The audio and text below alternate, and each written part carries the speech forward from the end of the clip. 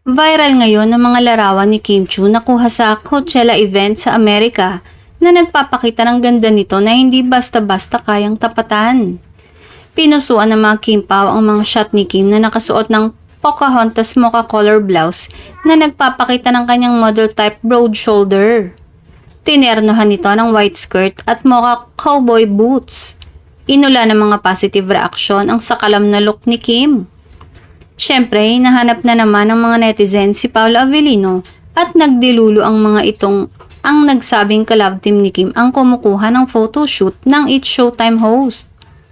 Isa sa mga rason ng pagpunta ni Kim sa Coachella ay para habulin ang concert ng favorite nitong si Jennie ng Blackpink. Say nga nito sa caption ng post, "Walk the streets and scored some on my way for Coachella."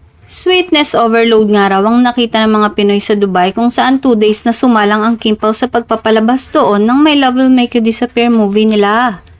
Sold out nga raw ang lahat ng screenings ng Kim Pao movie at sold na sold sa kanilang dalawa dahil wala nga raw kaarte-arte. Feel na feel nga raw ng mga Pinoy sa Dubai na may relasyon na talaga ang dalawa at ang kulang na lang ay ang official na aminin ang tungkol doon.